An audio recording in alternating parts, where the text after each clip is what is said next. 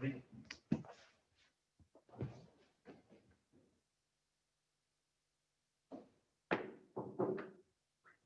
Okay, thank you for all viewing today's City Council meeting. I'd like to call this special meeting of Clearlake City Council and Redevelopment Successor Agency to order at 2 p.m. on December 17th, 2020. As a reminder, if you're on our Zoom meeting as a participant, please put yourself on mute unless you're speaking. We're currently live streaming this meeting on the city's YouTube channel and the Lake County PEG TV live stream YouTube channel. Again, Madam Clerk, could you call a roll, please? Councilmember Purdock. Here. Councilmember Overton. Here. Councilmember Claffey. Here. Vice Mayor Sluten. Here. Mayor Kramer. Here. If you all please stand for the Pledge of Allegiance, and Councilmember Covey, why don't you lead us? I pledge allegiance to the flag of the United States of America and to the republic for which it stands, one nation, under God, indivisible, with liberty and justice for all. Be seated. While we're operating under virtual meeting guidelines, I will explain our meeting procedures. Agenda items will be open for public comment before final action is taken. Citizens wishing to comment on any agenda item should email the city clerk or submit their comment through our town hall portal. Comments received will be read aloud by either myself or a staff member during the agenda item. If you are on the Zoom meeting, please raise your hand to speak and you'll be called upon. If a remote participant encounters technical difficulties, I will ask that we continue discussing the item and the participant can rejoin when the technical difficulty is resolved. Again, if you are a participant who is not speaking, please mute your computer to prevent distractions for the current speaker. We'll now move on to the consent agenda. All items listed under the consent agenda are considered to be routine in nature and will be approved by one motion. There will be no separate discussion of these items unless a member of the council requests otherwise, or staff has requested a change, in which case item will be removed for separate consideration. Any item so removed will be taken up following the motion to approve the consent agenda. Mr. Flora, are there any items that need to be staff wants to close? No, Mr. Mayor. Okay, are there any items that any council member wants to have pulled? Okay, seeing none, I'll ask for motion to approve the consent agenda as presented. So moved. Second. The motion has been made by Council Member Purdock and seconded by Vice Mayor Slotin. Madam Clerk, could you do a roll call? Mr. Mayor, we should probably double check about public comment on any of these I'm items. sorry. That's a good idea. Is there any public comment? No one on the Zoom had their hands up, and I have not received any emails or open town hall comments on any of these items. Okay. I think we'll go ahead then. The motion and second has been made. Will you please do the roll call? Councilmember Overton. Aye. Councilmember Purdock. Aye. Councilmember Claffey. Aye. Vice Mayor Sluten. Aye. Mayor Kramer. Aye. Motion passes. Consent items are approved. Okay, we'll now move on to business item number 8. Discussion regarding an exclusive negotiation agreement for the sale of property at 2890 Old Highway 53 in Clearlake. City Manager Flora, you give us the staff report. Yes, Mr. Mayor, members of the council. So as the council is aware, as the successor agency to the former redevelopment agency, the city holds a 29-acre property on the north part of the city between Old Highway 53 and Highway 53. Just a little bit of history. There was a tentative map filed on this a number of years ago, and then largely due to the Great Recession, this project did move forward. Recently, the city received some interest from the previous developer in restarting the project, and then as discussions have moved forward, we, more recently than that, received additional interest from another potential developer about the project. So what we would like to do is have the council consider the two sort of proposals that are on the table. Hopefully select one of the developers they feel like has the best chance of moving this project forward, and then direct me to sign an exclusive negotiation agreement, the draft of which is attached. Here we would just finalize the name and details based on the discussion today. So generally speaking, the project plans would be for approximately 20 lots on the 29-acre property, lots of at least 1.25 acres of single-family housing. And so I think both of the developers are on the line, so I don't know that I necessarily need to get into the details of each of the proposals, but I can just give some kind of brief highlights, and then they probably want to say something. So Mr. Edelman was the previous developer of the project. He's proposed a purchase price of $100,000, which is really like an option agreement, would include a $20,000 deposit and then have a 5-year option to purchase. And then other considerations, he's provided a list of all the previous work that was done. And, he feels like that work could be be able to move forward relatively quickly by, just kind of updating that and submitting the definitive subdivision mapping. The second firm is Summit Development Group, and involving Barry Johnson, who I think several of you are familiar with some of the other projects that he's done here in the city over the years. So that proposal would be $150,000 at closing. Intent would be to close escrow within 30 days of having an approved subdivision map and paying all closing costs. So then there's a number of attachments here, things that were submitted. Mr. Edelman submitted a resume from Mark Flamer, who will be working with him on this project. And then there's a resume and a number of sample projects from Summit Development Corporation and Barry Johnson. So I guess with that, that's kind of the brief overview, and see if there's any questions the council has at this point, or if you just want to hear from the developers. Thank you, Mr. Flora. You say both applicants are on both proposals? Looks like Mr. Hughes, who is working with Mr. Johnson, and there's a phone number on the line, which I'm assuming is Mr. Engelman. All right. Well, would either of you gentlemen like to add anything to what City Manager Flora has already presented?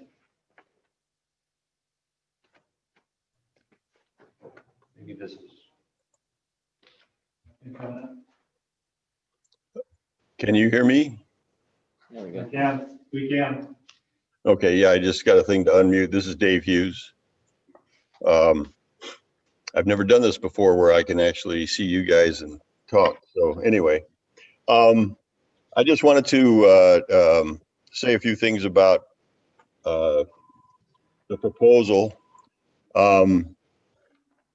We'd probably do something very similar to what Mr. Adelman had done in the past, probably something in the area of 20 to 22 lots, acre and a quarter minimum, which is the current zoning.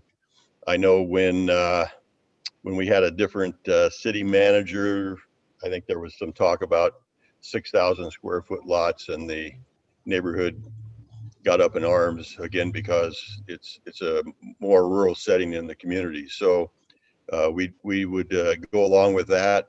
I do note that now Highlands Water has been extended probably within 50 feet of the southeast corner of this property. So we would extend the water to be available to the parcels, and they could obviously put wells in if they wanted to for irrigation or whatever, and septic tanks for sewage. Once we get the subdivision up and running, initially, I think we were discussing constructing 2 to 3 spec homes, probably 2 to start with, and then it just depends on the interest from there. We'd put a minimum square footage in the covenants and restrictions for the home type, probably a minimum roof slope, those some architectural controls, with the thought that we might also want to sell a few parcels. I don't know that the demand would be there to build 20 homes in the next 5 years, but I would almost hope there would be. We are working, I am working with someone that feels there's a need for upper end homes, let's say in Clearlake, incidentally across the street from this property at 2890 Old Highway 53. That home sold about a year ago for $428,000. So it's possible that we could approach $500,000 for homes that are brand new. By the way, that home was 1,650 square feet, and it was meticulous. I mean, the sellers kept the home in very good condition.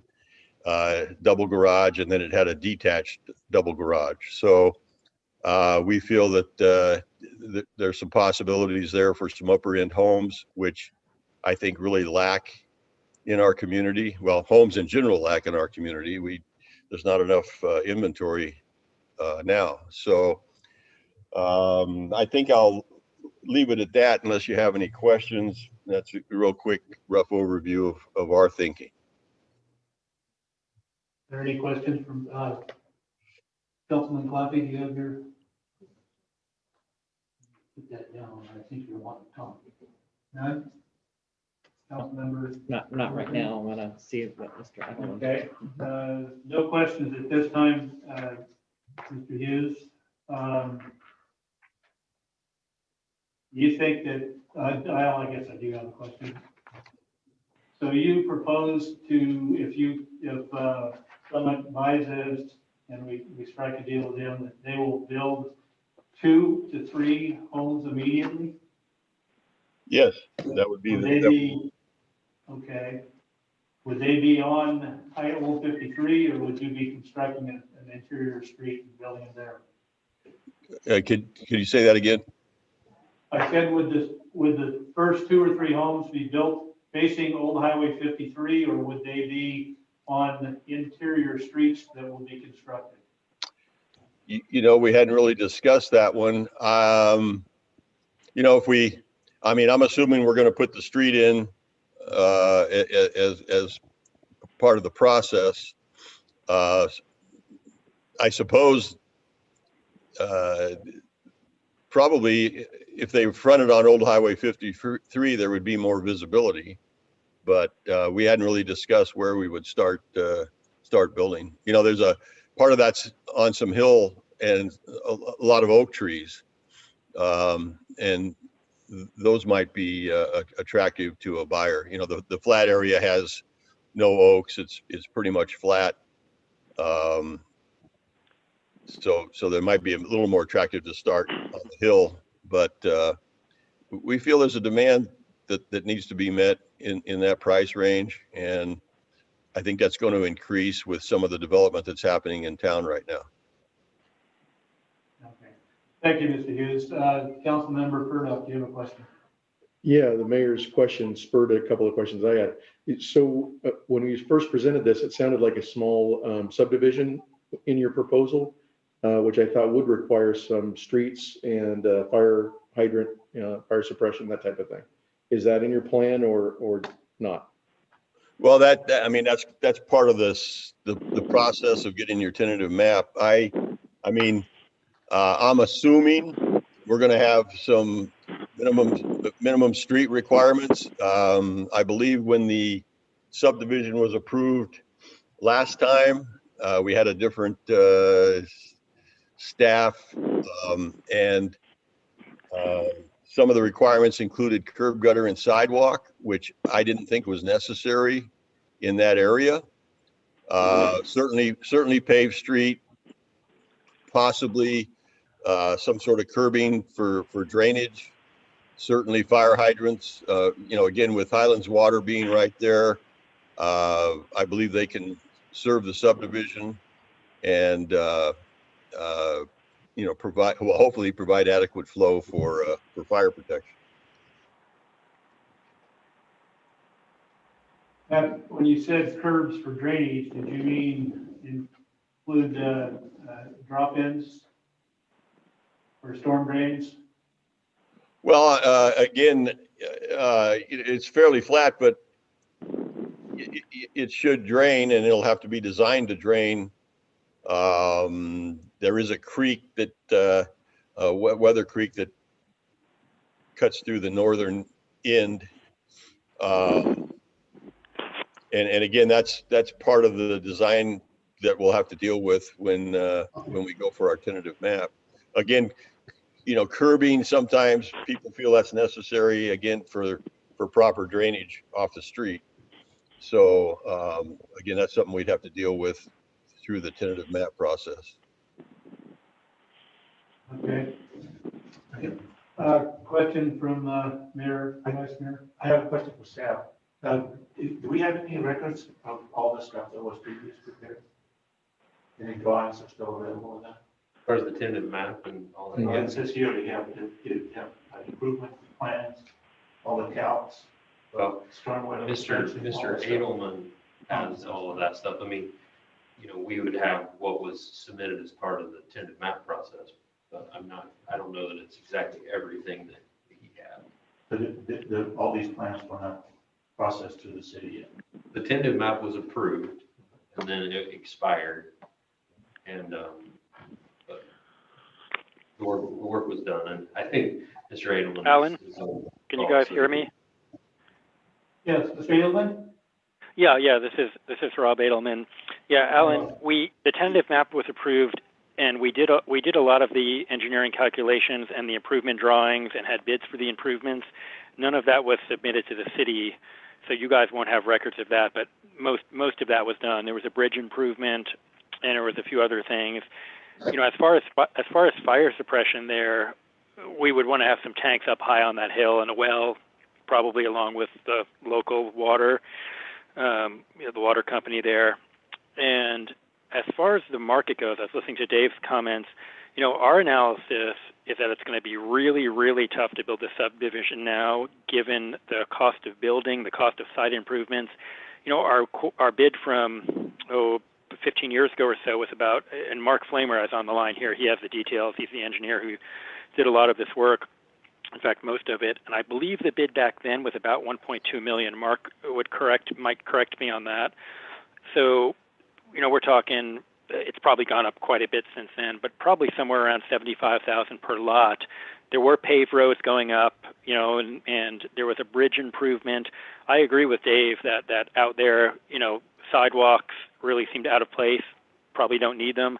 I'm curious, Dave had mentioned, if you're listening, Dave, what was the size of the lot that just sold for that one that sold for about $450? Was that on a 5-acre lot? I'm just curious about the size of the lot, because we're doing the analysis on just market absorption and our hopes for being able to build this thing out, and looking at the building cost. Even if the land was free, looking at the building cost and the site improvements, it's going to be pretty tough to build there anytime soon and make it pencil, given the current environment, and especially considering we're coming out of this eviction moratorium, in the next year, at the end of this month anyway. We're looking at $70 billion in back rent nationally and $700 billion in mortgages that are backed up. So it's very likely we're going to see a repeat of 2008, and it's going to be tough. Realistically,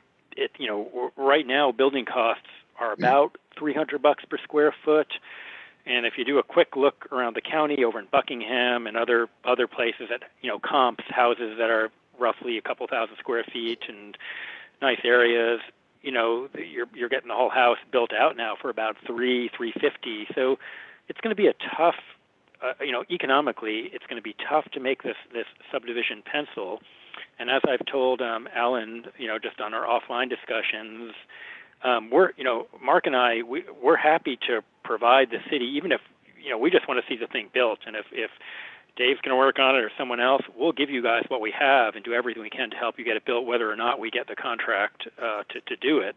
We just want to see the thing get done. It was a lot of work that went into this back in 2005 under the redevelopment contract. We put a lot of work and time in to get it sort of where it is.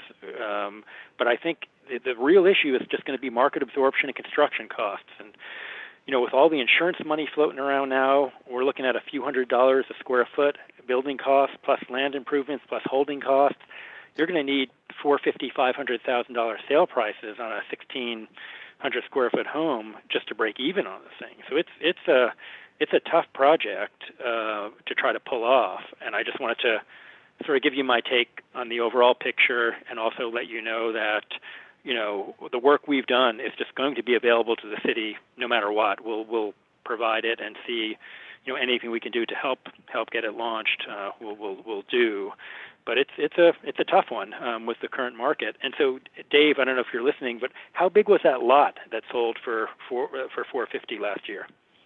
It was about 1.3 acres, 56,600 square feet.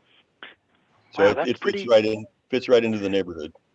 Yeah, that's a solid comp. And 450 is going to be probably about break even if the market holds, or I think the market's going to drop like a rock with this sort of coming downturn based on just the eviction moratorium, the whole COVID, the whole thing.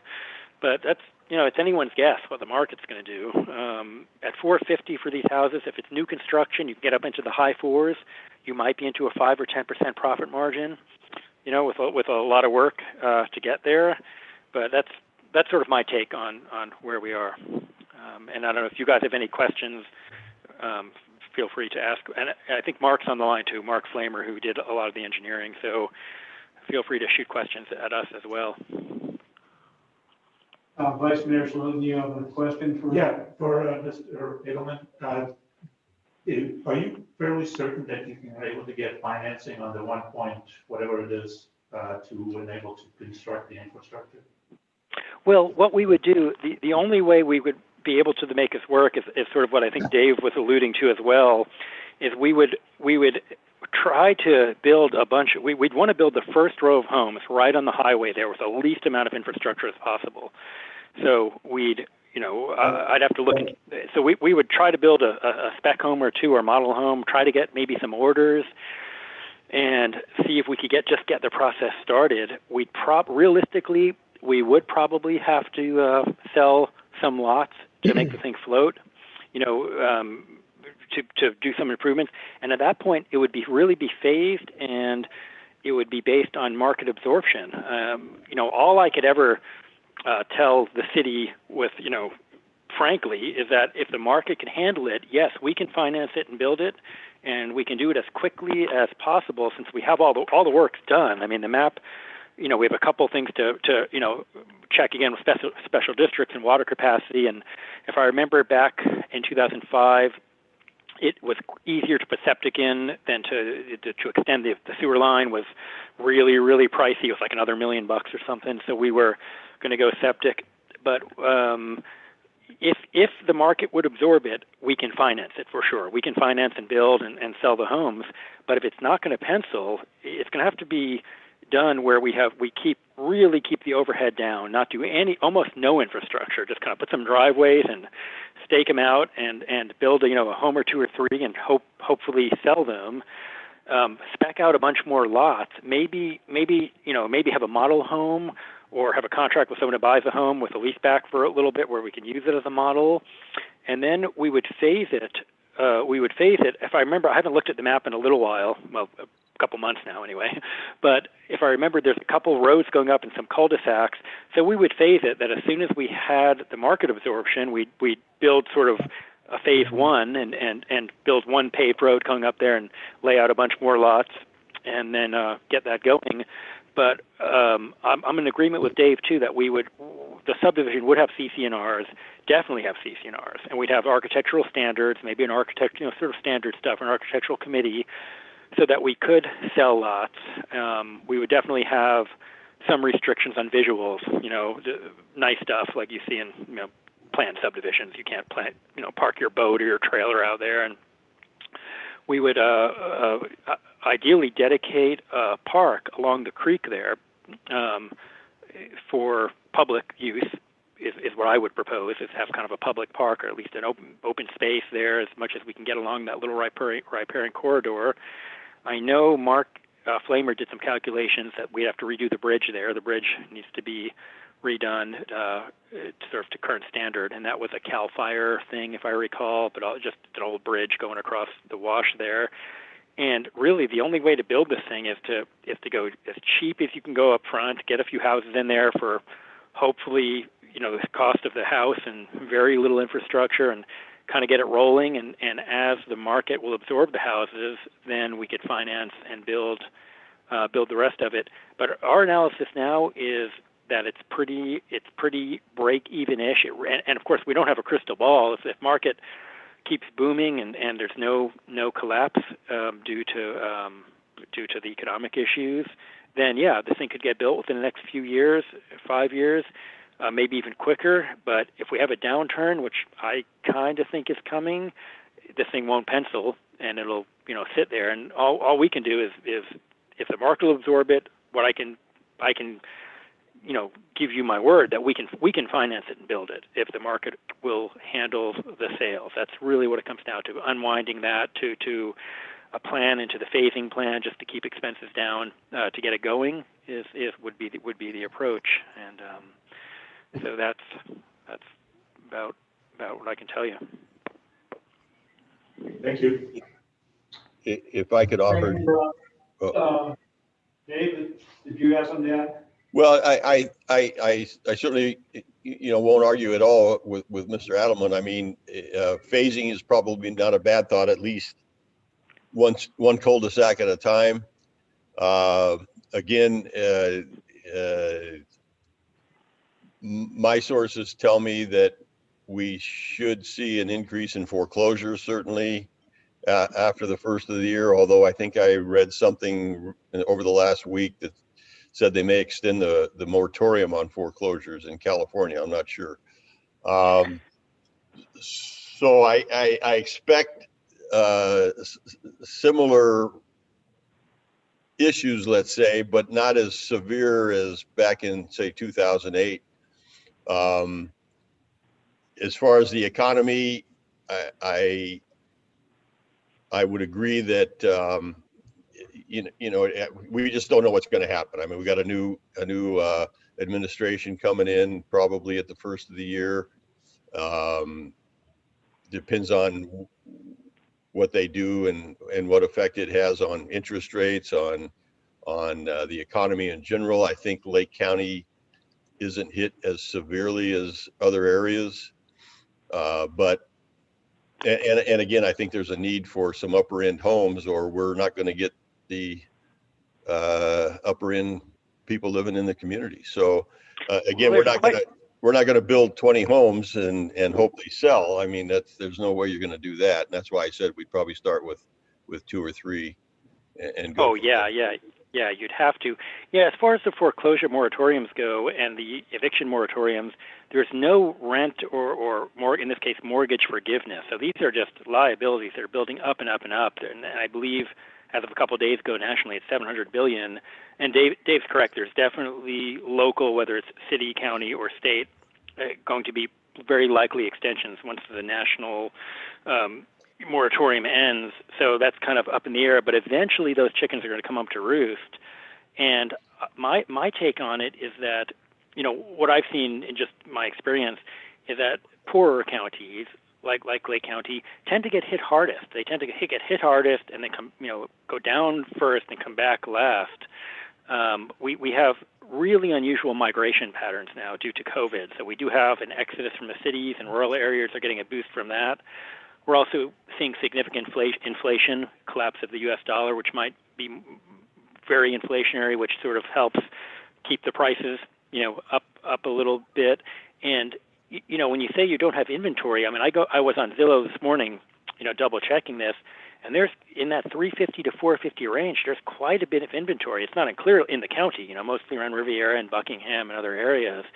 There's quite a few options for people to come buy a really nice house, a couple thousand square foot home for 350 to 400 right now. And that's what gives me a little bit of pause of, we got new construction, and it is a beautiful area out there in Burns Valley, but still we're looking at 450 to 500, probably 450 for break even on the thing, for let's say a 1,600 square foot home. So it's edgy. There's not, it's an edgy play. There's not a lot of money on the table there for developer, and it's quite a bit of work. And I think however you do it, there's going to have to be some understanding with the city that we can do what we can do, but I don't think anyone's going to build these things to lose money. It's going to be a pretty tough one. Is my take on it.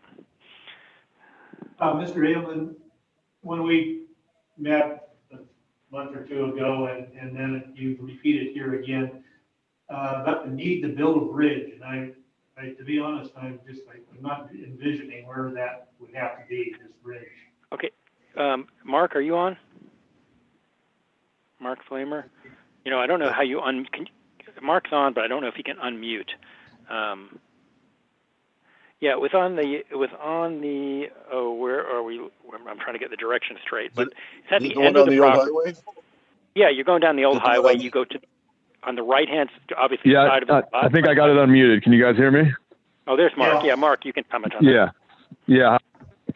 Yeah, so the bridge, what it was is there's an existing bridge at the, I guess the north end of Old Highway 53 that crosses the creek there. And what was proposed was a widening of Old Highway 53 to the road standards that were in play back then. I think it required a 4-foot widening with shoulder. And so we were going to continue the same widening along the existing bridge. So it wasn't a new bridge. It was widening the existing bridge. Bridge that's on the highway. Old highway. All right. Old highway. Yeah, there's a bridge right there, Russ, as you pass this, just before you get to the egg ranch. There's a bridge over the old highway. Yeah, I get that, but Okay. so are you proposing that there'll be some homes along that strip on the north side of the creek that meanders through the northern edge of the property? No, there were no homes on the north edge of the creek. Okay. We were going to make that an open space, either for public, ideally public, but this would be something that would have to go through the hearings and see what the community wanted. But ideally, from my perspective, we would make a public park there, have a public open space like a dog park along that riparian corridor in the north. And if not, it would just be part of the subdivision, and the people living there would have a park, like a open green space along the the egg ranch creek. guy in the Stickens will appreciate those dogs next to him, probably. Yeah.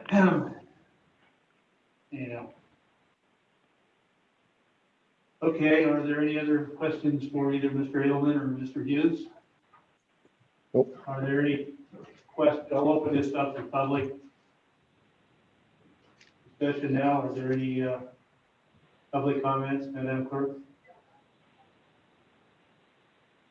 It does not look like anyone on the Zoom meeting is raising their hand for comment, and I've not received any emailed or open town hall comments. Okay. Seeing none, I guess I will bring it back for, you're looking at me, do we have some for deliberation? Council, Council Member Overton. Yeah, I have one question, and probably for Ryan. Your mic on? Oh, whoops, sorry. So I have a question for Ryan. Are you out there? I see that Dave Hughes is the vice president on this contractors here, and we also contract for sale for properties. Is that a conflict of interest? No, I don't think so. I think he's not a employee or elected official with the city. He has done some work for the city in the past, but that doesn't preclude him from being able to also bid on this, in my opinion. I just wanted to make sure before we move forward on that one. So I would have asked that. I'm sorry I didn't catch that earlier. Yeah, I mean, and just generally speaking, if I could, I mean, we use Mr. Hughes on some transactions where we need someone to market the property. But like a transaction like this, if this moved forward, we normally just work directly with the title company on it because there's no marketing. Just wanted to make sure that there wasn't something that's going to come back. That was a good catch, though. Oh, sorry, I did not catch it sooner. Am I still on? This You is are. Dave. You are. I think that needs updating because I'm not aware that I'm still a vice president of Summit Development. So I think that I asked for a resume because I knew there was a lot of development that Barry's done in the city and in the county and elsewhere. So I thought it'd be good information to have. And I noticed that yesterday when I was going through it, and I didn't mention it earlier. I do not believe I'm currently a vice president of Summit Development. Well, Dave, you might want to check into that. I will. You should know whether you're the vice president of an organization or not. Yeah, no, I that's why I say I don't believe I am. So. However, you are speaking for them. Yes, I am. All right. Okay. And Any, then, back to Councilman, I have run. yeah, I still have something. I'm I'm not through, sorry, I'm not through. One of the things I'm worried about here is, is having that paper map again, like we had out there at Old Dam Road, because we didn't require them to do any infrastructures. So how are we going to make sure that doesn't happen again with this project? And that we have a piece of property sitting there again that isn't going to be proposed. So what's the thought here on the process of time frame of this? I understand that there seems to me like they're a little worried about even selling the houses. So I'm kind of a little worried about this project. Well, I mean, so just from the sort of global perspective, I mean, we understand that the market challenges for market rate housing are extremely challenging in Lake County and particularly in Clearlake. That's why we're even talking about the sale of a property like this at this type of price point, you know. And we feel like that we have to do some creative things to get that because, you know, we heard from Mr. Adelman, he's looking and there's, you know, quite a few homes in the $350,000 to $450,000 range in Lake County, but we don't have those homes available in the city of Clearlake, and that's what we want.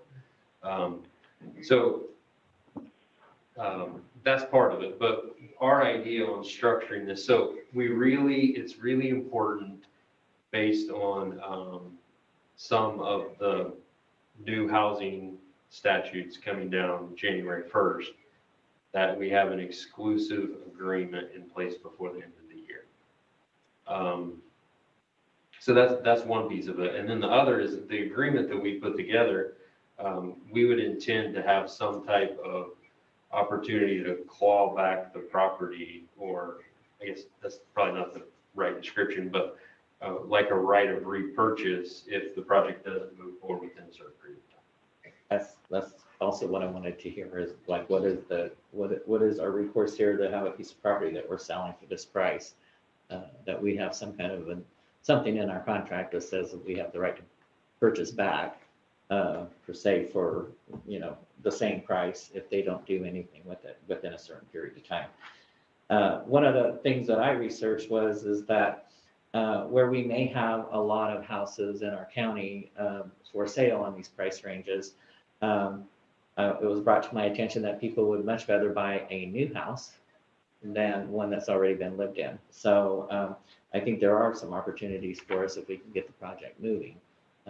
It sounds to me like that's going to be the problem with the economics, is waiting to see if the economics is going to hold it.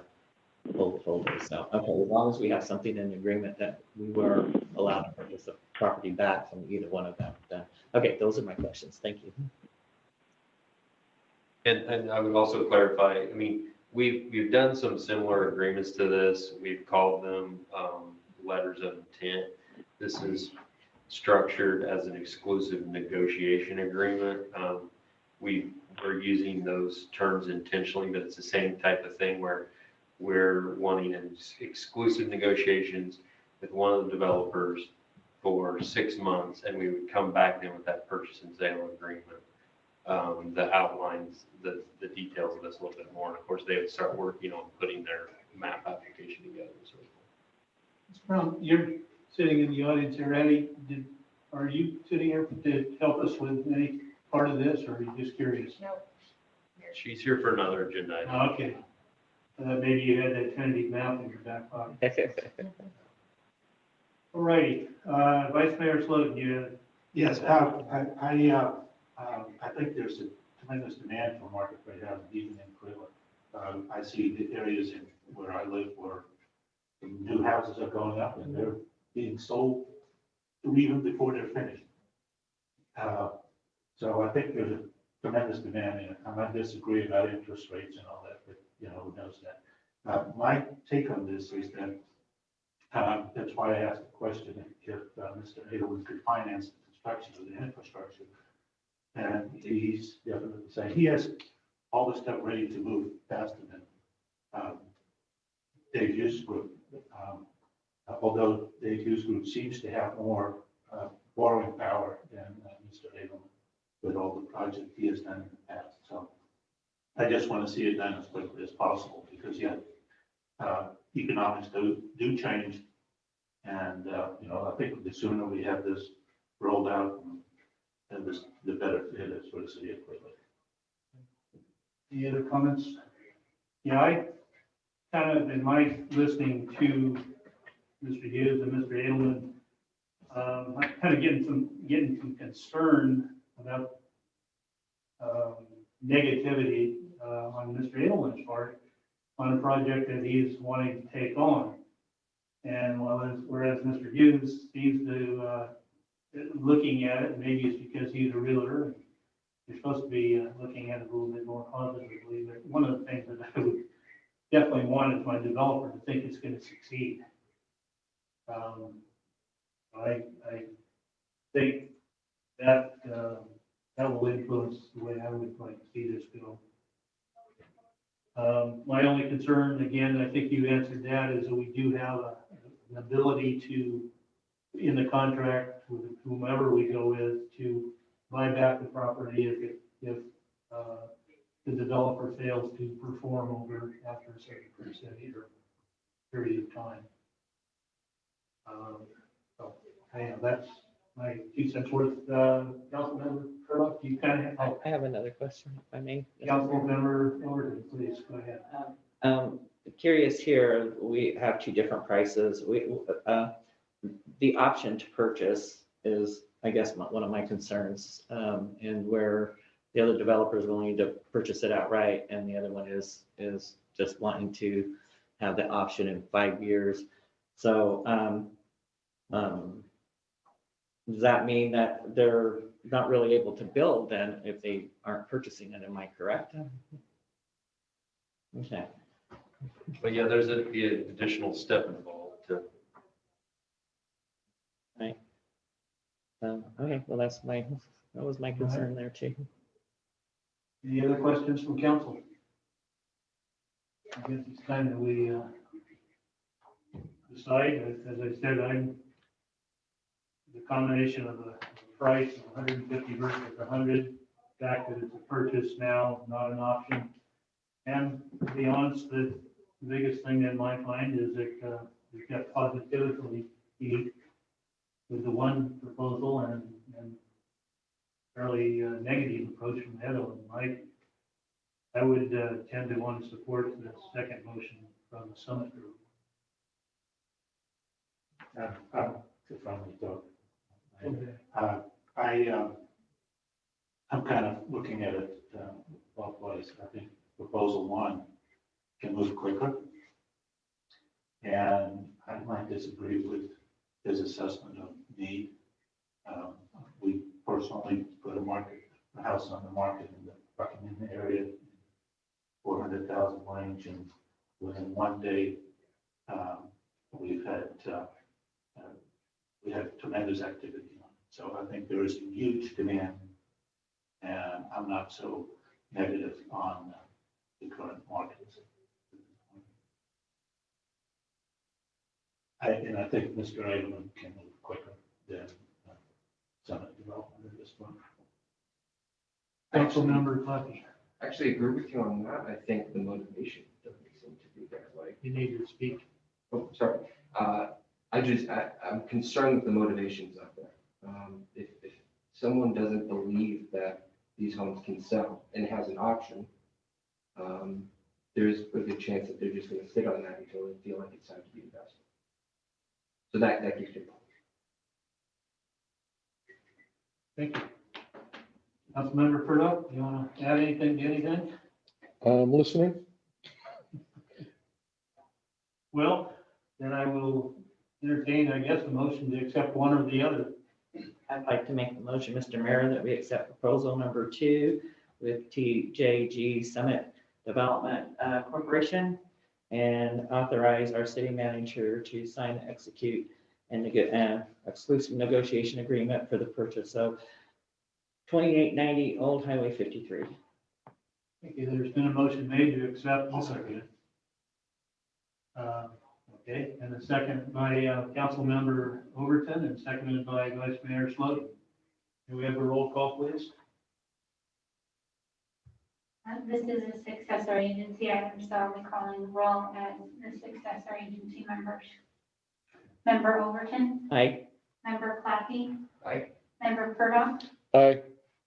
Vice Chair Slutin, Aye. and Chair Kramer. Aye.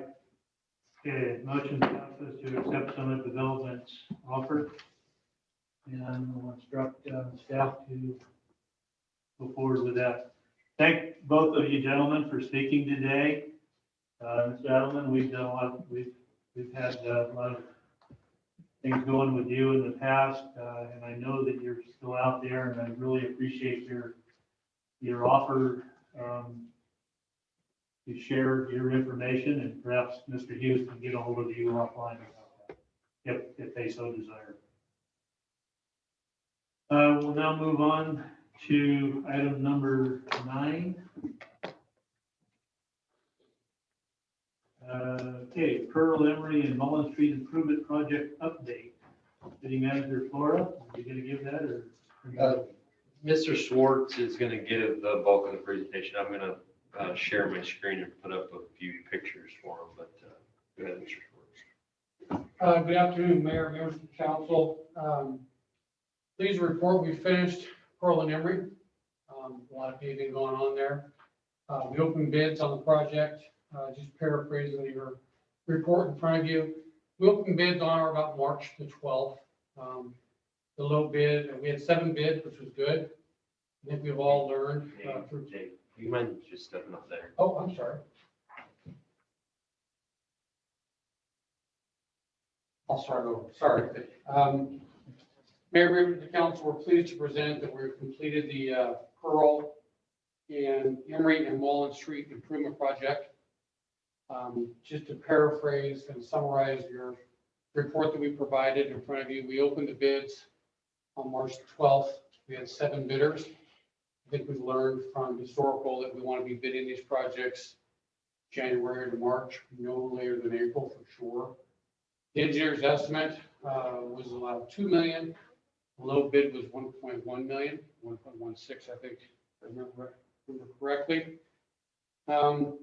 Subsequent to that, because of the lower bid, we looked at doing an additional section of Mullen from Palmer to 40th.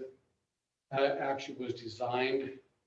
We were in the midst of that when COVID finally hit us, and met with Alan and decided that we did not know where Measure B revenues would be. So we have that design on the shelf, but we decided not to let that go to bid and stick with the base bid. That project, every project is unique and every project presents some challenges, and this one was no different. But on this project, I just want to first acknowledge the staff and the team that was out there doing it. Adeline Brown, Mike Baker, and Public Works Director Dale. Some of the challenges that we were presented on this project with some archaeological findings and unsuitable material, I have seen cost in the tens of thousands, if not hundreds of thousands of dollars. And through their efforts and aggressive and very interactive and hands-on management, the results of these findings and matters and issues that did come up during construction were very, very nominal. We ended up with a final cost of about here.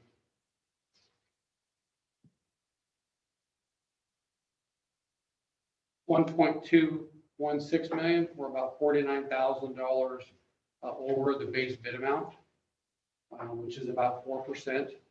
And very, very proud of that. Very, very proud of your staff, because as I said before, just the archaeological findings that we were faced in dealing with could have doubled the bid, quite frankly.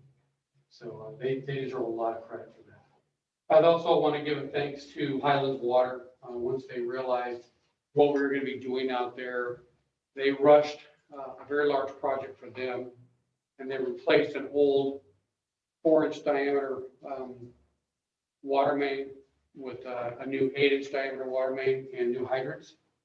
So that whole region out there is now not only has much better roads and much better drainage, it also has much better fire protection and water service. Just got a couple of pictures I would review with you quickly here. These are kind of the before and after. So this is a picture along Emory. And so this is what that picture looked like before. In roughly the same location, that's what it looks like now. We tend to forget what things looked like before they were constructed. And then kind of moving on, this is another picture a little further down Emory. Again, this is a before picture, and this is an after picture. You don't even hardly recognize the area. You know, you would not know you're in the same location based on those two pictures. Something to be really proud of. The next one is another picture along Emory, being the longest area. And again, there's a before and after. And then this is the far side of Emory, where Emory intersects into Lakeshore Drive by Howard's Grotto. And that's the before picture. And this is the after picture. And then moving on. Last time we had rain, it looked like. Yeah. Can I ask a question at this point? Yes, absolutely. Okay, I see that there's sidewalks on that side now. That was not paid with Measure B money, was it? That's separate? The sidewalks on the right-hand side were there. Right, but the left-hand side were not. And the left-hand side sidewalks, if there was infill in between, okay, can we go back a picture, perhaps go one more back? So you can see from that picture there's no sidewalks. Right. So what we had there, you can go ahead and go back to the intersection there, is we had an infill of sidewalks due to an ADA matter. You see how we have a crosswalk coming across? Mm-hmm. Okay, so we had to provide adequate ADA access along just that section. So yes, that was actually paid with Measure B money, but it's in order to only maintain the ADA access for that short section there that goes in front of Performance Mechanical. Okay, well, Can I address that? So we've, in our Measure B committee meetings, we've literally talked about this type of thing for literally hours. And the Measure B project list, or whatever it was called in the actual measure, does include sidewalks as an allowable expense. However, as I think, the council's aware, and certainly the Measure B committee, it's their position that we should really not spend much Measure B money on that type of thing. And so this is what we've told them before. The approach has been that if it was existing and we had to rework it in, then we would use it, but not to add new stuff in. But this is something that, can change based on the direction of the council, but I do want to make clear there are a number of times we've heard that that's not an allowable Measure B thing. Curb gutter and sidewalks are specifically in the Measure B allowable expenditure list. Well, I It was in think the we ordinance. should probably go through that list and make it very clear to everybody on that kind of thing, because initially it was definitely to be used for roads only. That's what it was put out to the public to be voted on, and that only the curbs if necessary to protect the road. And this has been brought up to me that we're using the money, for sidewalks and other things and outside of just the curbs to protect the road. So that's the reason why when I seen that, I wanted to ask and bring it up, because it is a concern of our public that we're using the Measure B money, not as it was designated out to them, why they voted on it. So I just want to make sure that we keep things clear, because this is a 20-year, bloom thing. And so when it comes back up, I don't want the people to think that we're kind of using things incorrectly. So I really want it to be put out correctly. I understand that. I just want to make the point that, I wasn't here at the time, but clearly there was a lot of confusion in the community about what Measure B dollars were going to be spent for. But the ordinance that the community voted on and passed include expenditures for sidewalks and additional things that we haven't even considered using Measure B funding for, like street signs and all other sorts of stuff like that, is in what was actually passed by the public. So, And it was necessary to bring it up to standard ADA standards too, so there's a reason for it. Councilmember Purdock, you have a comment? I just want to echo what the city manager shared. It was part of the ordinance, and we did have quite a bit of discussion. I think when Phil, and I can't remember his last name, the consultant, Al? pardon? Al? Yeah. We had to look at bringing everything up to the code, and that's why these things were included. There was a lot of conversation, and maybe the public wasn't in, but it was in the actual ordinance that we voted on. I'm just saying that would be something we need to put back out again, or direct them to someplace on our website to look at the ordinance. There you go. So that we're not, because when it starts coming to me, I always say when it hits 3 people, I have a concern about it. So when I've had a lot of questions about it. That's a good idea. It's transparency and. Yep. it is on our website. I get the confusion, because literally at the last 2 Measure B committee meetings we have, who those committee members should be familiar with that, we talked about this literally for multiple hours. Vice Mayor Slogan, you have a comment? Yeah, it's amazing, 4% over. That's pretty good after I heard what all the things you had to deal with archaeological findings. And I like the design, the road curve on the downhill side and the flush curve on the other side. It looks really nice. And I drove it today. It looks awesome. Yeah, congratulations. Thank I you. don't know if you had any feedback, maybe any feedback from the residents along the street. Yes, they're very happy, except they complain about the speed of the vehicles. Yeah, yeah, I got that one too. I got that one too. It's the same in the avenues where we just chip sealed. Yeah. Same thing, that same speed. Harry, By the way, how does that open up after the rain? Defer to Dale, on the chip seal project, are we still feel pretty good about how that's holding up? I haven't been up there. I haven't been up there since it rained. Okay.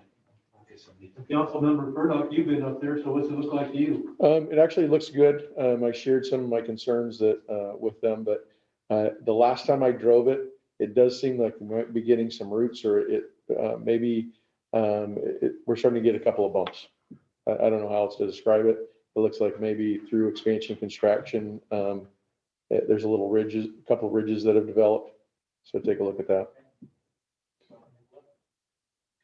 These streets look really good, Mr. Schwartz. They're amazed at the difference these photos point out between the before and the after. So I think you're looking at Mullins there. If we just continue to scroll through quickly, Next one you'll see is Pearl. And that's a before and after. And that's the city's parking lot on the left in that photo we did. No, I think that's a commercial business. On the left side of the. Looking at the back of Realty World, which we Yeah. purchased. Even makes the houses look better. And the last one is just the, kind of the other end of Pearl, getting it back towards Ewell Avenue, I believe. Yeah. So, and you can see, you know, the Measure B committee and folks, we understand, you know, so far what we've been told as the designers of these projects is that, you know, utilize these funds for as much asphalt paving as possible. And that's what we have continued to do. You can see through the pictures, other than the about 100 or so feet of sidewalk by Howard's Grotto, you know, I don't think you see any other sidewalk. And when possible, we don't even use, you know, curb and gutter, rolled curb and gutter, or, you know, if I could just use a mow strip, because it's a lot cheaper. And when we can drain the road all to one side, like Councilman Slutin had noticed on Emory, you know, that, again, that's just a minimizing the amount of concrete and trying to maximize our dollars there.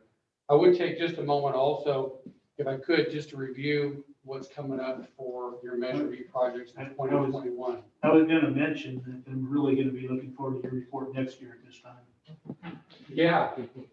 I I also think want Vice Mayor Slotin and Councilmember Furlong will as well. to, yeah, I just also want to mention, the chip seal is amazing up in the avenues. Mr. Mayor, Yeah, I really apologize for interrupting, but Ms. Brown has to leave, and I just, while she's here, I just want the council members to know how valuable I think she is to these projects. You know, she took on construction management a little over a year ago, and I don't like change orders, and Addie does a great job of keeping on these contractors, making sure they're on track, working with Dale and Dave, and keeping that stuff to a minimum, and keeping all of us informed, and I just really appreciate it. I think that she deserves a round of applause. Hey, Thank thank you. Abby. So so I'm glad you guys are looking forward to 2021. I'm nervous as I'll get out about We 2021. don't want to. That's what you pay me to be, is nervous. 'Cause, you know, we obviously, you know, we have the Sulphur Fire project that we're in process and getting ready to put that out to bid here very shortly, right? And so it's 7.78 miles, and that's a big project, and, you know, we're still surveying part of it as we're designing, so it's a big project. So with Measure B projects, what we've been looking at, Mullins is already designed and ready to go. So you have about 1,000 feet of roadway of Mullins, which is a continuation of the Pearl and Emory project to the north. It's extremely important to that project because it provides a continuity of drainage to that area.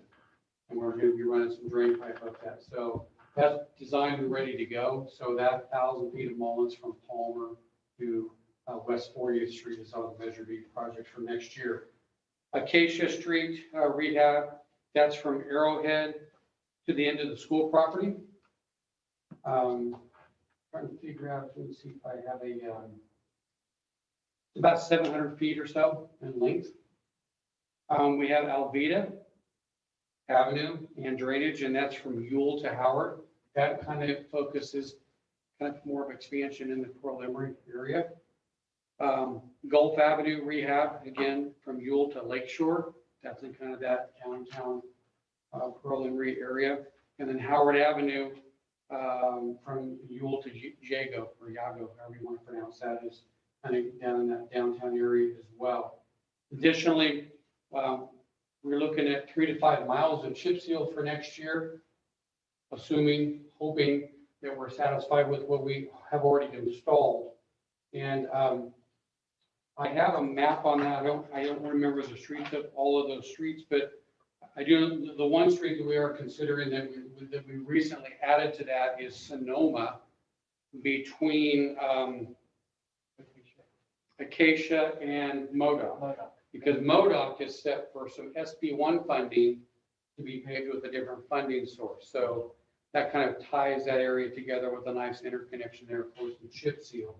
Most of the other chip seal is up in the avenues for now. That 3 to 5 miles of chip seal. And that's between Phillips and Boyles from, Yeah, it's in that 18th, 19th, 21st, Phillips, Boyles, all of the avenues. I can certainly get you a map. Again, I don't have it.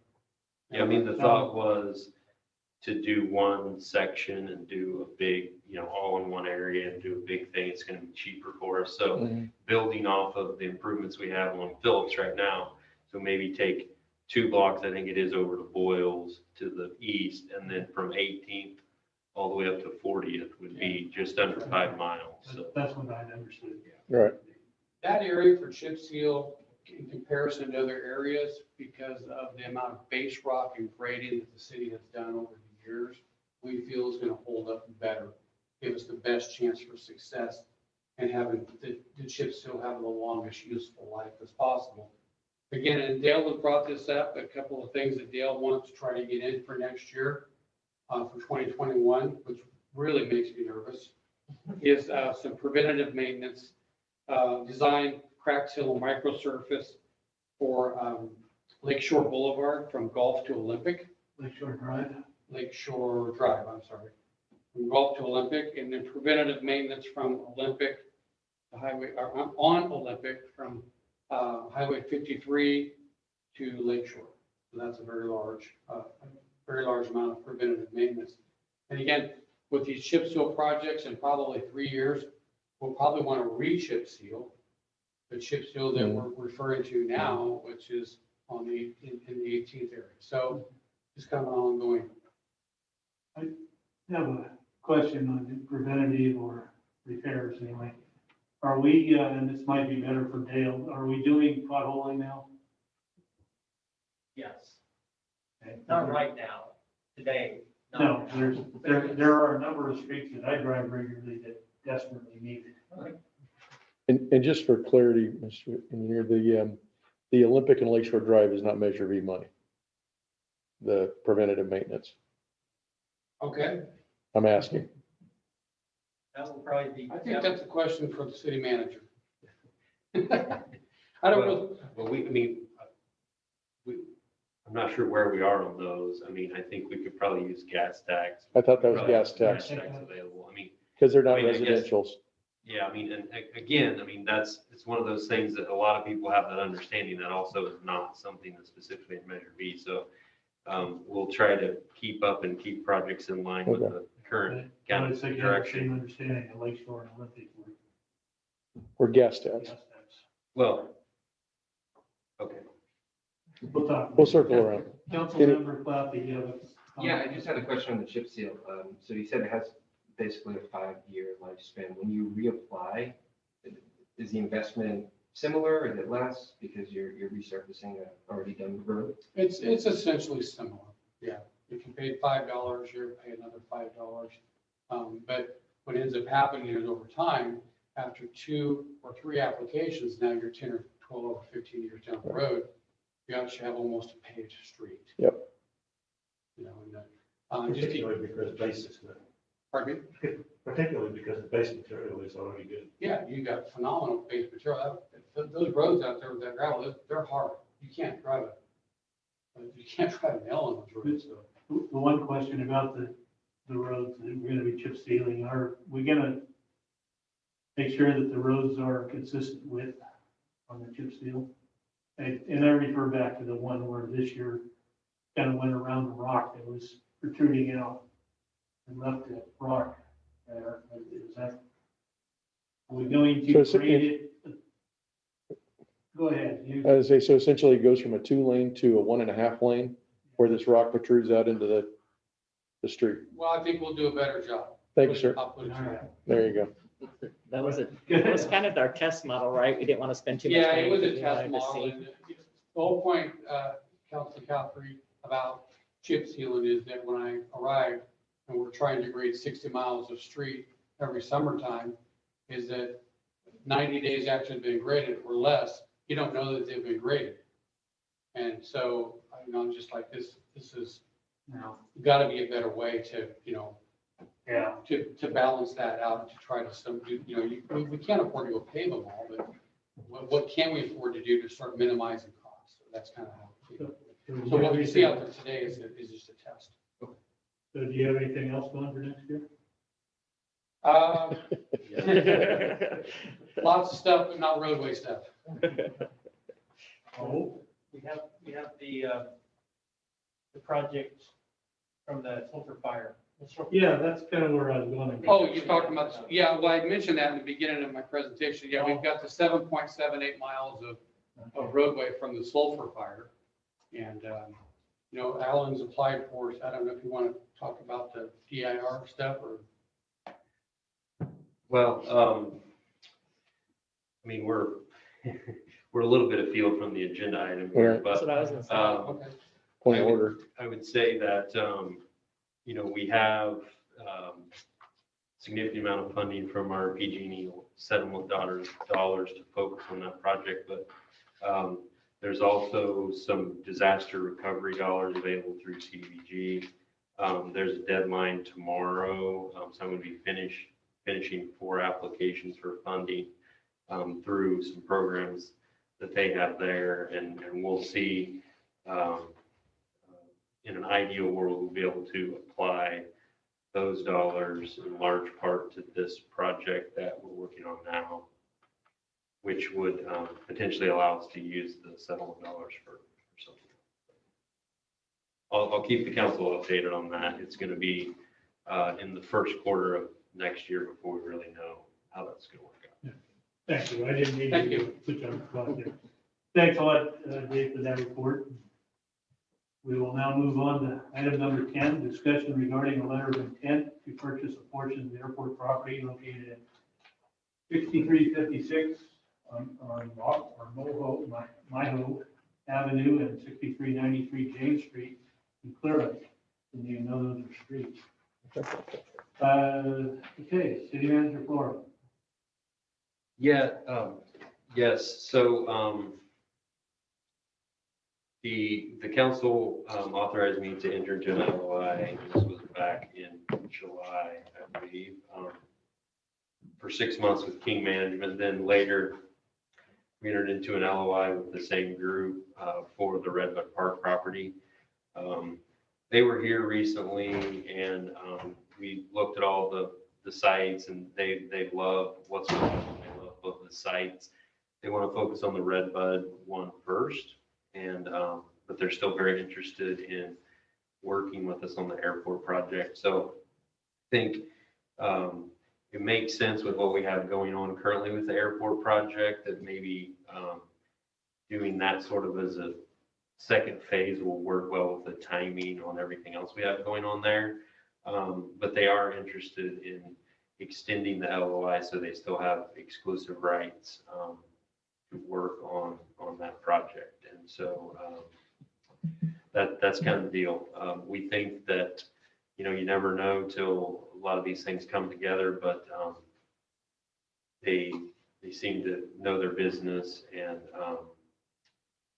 be excited about moving forward. And so we're very optimistic about it. Thank you, city manager Flora. Are there any questions? So how long did they want it? Before we're done. Yeah, sorry for not mentioning that. The thought was, at this point, another 6 months, and we'll see how it goes from then. But the hope is that at least within that 6 months, we'll have more clarity on where both the Redbud project are, as well as have some of our design work done on the airport, and then we may be able to at least, go ahead and get some type of purchase agreement put together by then. But at this point, just another 6 months, so into July of 2021. Any other questions? I'll open it up to public comment.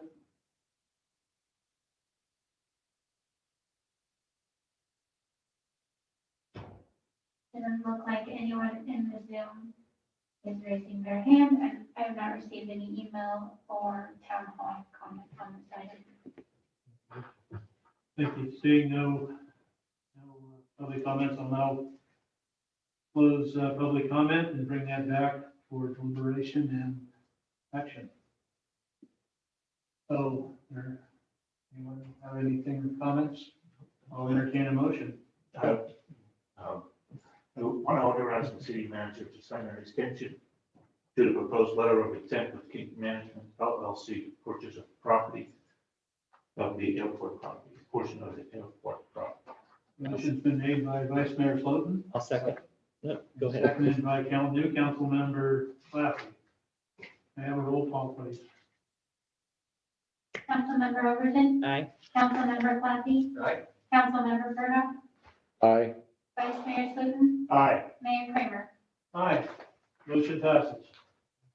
All right, that's the last item on our agenda. I want to thank everyone who took the time to submit their comment, participated via Zoom, which would be basically Mr. Hughes and Mr. Edelman. And to those who are watching our meeting on YouTube, we'll now adjourn the meeting at 3:16. See you guys later. Thank you. Goodbye. Thanks, Ryan. Bye.